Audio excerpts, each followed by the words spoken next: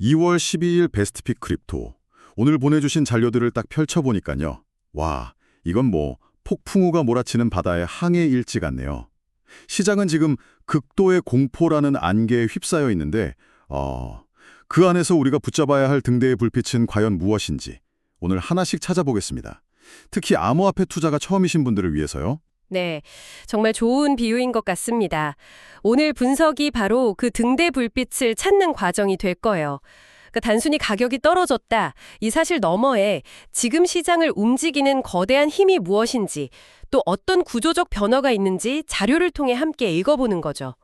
막연한 공포에 휩쓸리기보다는 이 데이터라는 지도에 근거해서 현재 위치를 파악하고 이제 다음 항로를 고민해보는 겁니다. 좋습니다. 그럼 그 지도의 첫 부분부터 바로 보죠. 현재 비트코인 가격이 65,250달러. 와, 이게 전고점 대비 거의 간토막이 났고 심리적 지지선이었던 7만 달러 선도 무너졌어요. 그런데 숫자보다 제 눈을 사로잡는 건 이 공포 및 탐욕 지수인데요. 자료를 보니까 5점이네요. 5점. 이건 어느 정도 수준인가요? 말 그대로 거의 바닥 아래 지하실이라고 보시면 맞습니다. 지하실로. 네, 이 지수가 시장 참여자들의 감정을 0에서 100까지 숫자로 표현한 일종의 감정 온도계거든요. 5점이라는 건 이성적인 판단은 거의 사라지고 일단 던지고 보자는 식의 패닉셀링이 시장을 완전히 장악했다는 뜻이에요. 아, 모두가 극심한 공포에 질려 있는 상태다. 그렇죠. 근데 이게 그냥 기분 문제가 아니라는 게 중요해요. 네, 바로 그 점이 궁금했어요. 이게 그냥 투자자들의 기분 문제 아닌가?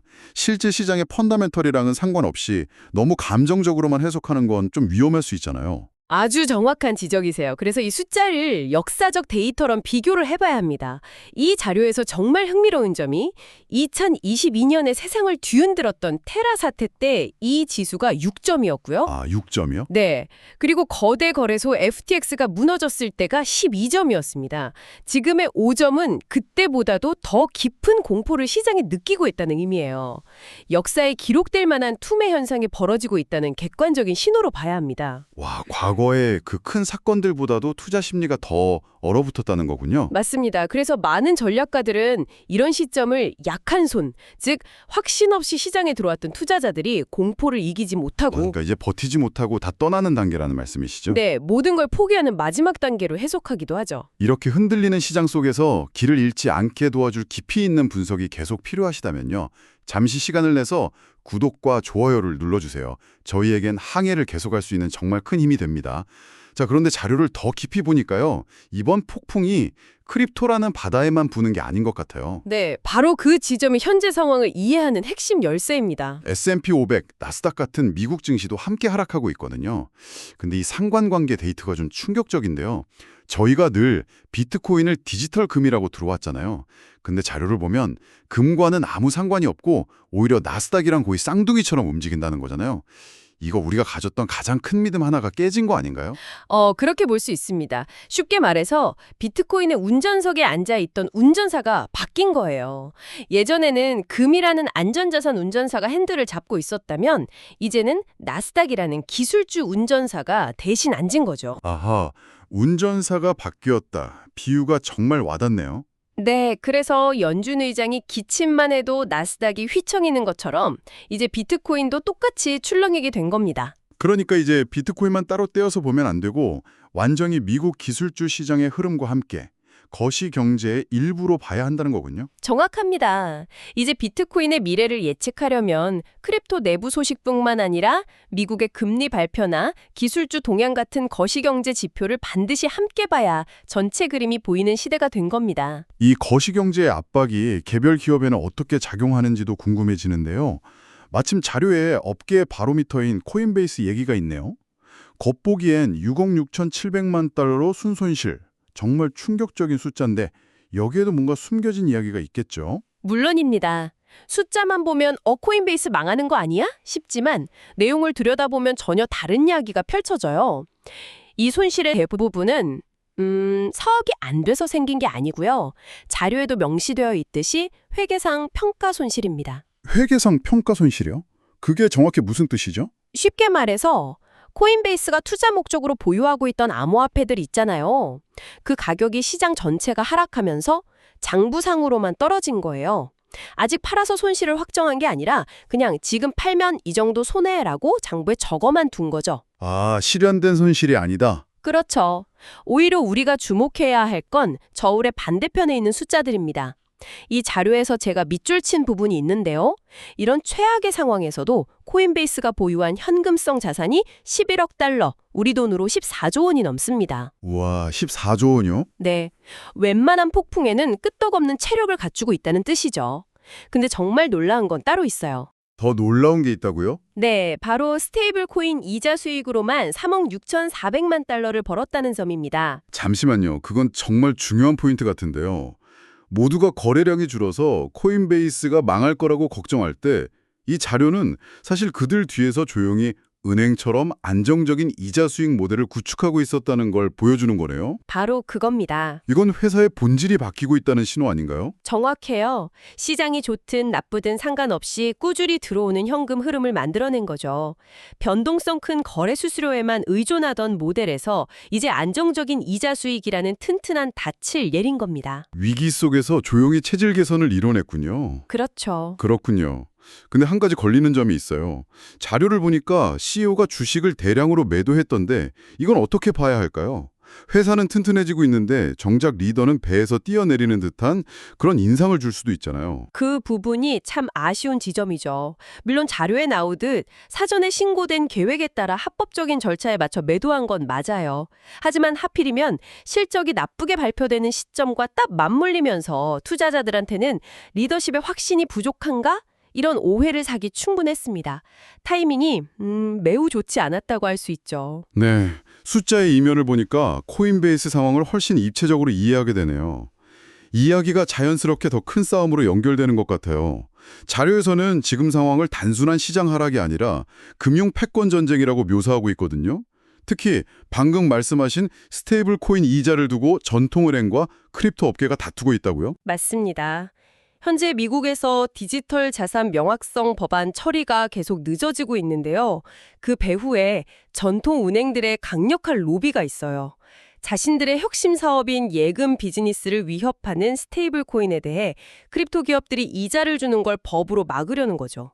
아, 코인베이스의 새로운 수익 모델을 직접적으로 공격하고 있는 셈이군요. 그렇죠. 은행 입장에선 고객 예금이 크립토 쪽으로 빠져나가는 걸 막아야 하니까 필사적이겠죠. 이런 규제의 불확실성이 시장에 미치는 영향이 큰가요? 아주 큽니다. 이 자료의 차트를 보면 최근 3개월간 비트코인 ETF에서 무려 12억 달러의 자금이 빠져나갔어요. 바로 이런 불확실성 때문에 기관 투자자 같은 큰 돈들이 투자를 망설이게 되는 직접적인 원인 중 하나가 되는 겁니다. 규칙이 명확하지 않은 경기장에는 누구도 큰 돈을 걸고 싶어 하지 않으니까요. 네, 맞습니다. 결국 규제의 안개가 걷혀야 큰 자금이 다시 들어올 수 있다는 말씀이시군요. 자, 그럼 투자자들이 가장 궁금해할 질문으로 넘어가 보죠. 그래서 바닥은 어디인가? 이 질문에 대해 자료에서는 생산 원가라는 아주 흥미로운 개념을 제시합니다. 사실 저는 비트코인에 무슨 원가가 있다는 생각 자체로 못 해봤거든요. 그렇죠. 공장에서 물건 찍어내듯 원가가 있다는 개념이 생소할 수 있어요.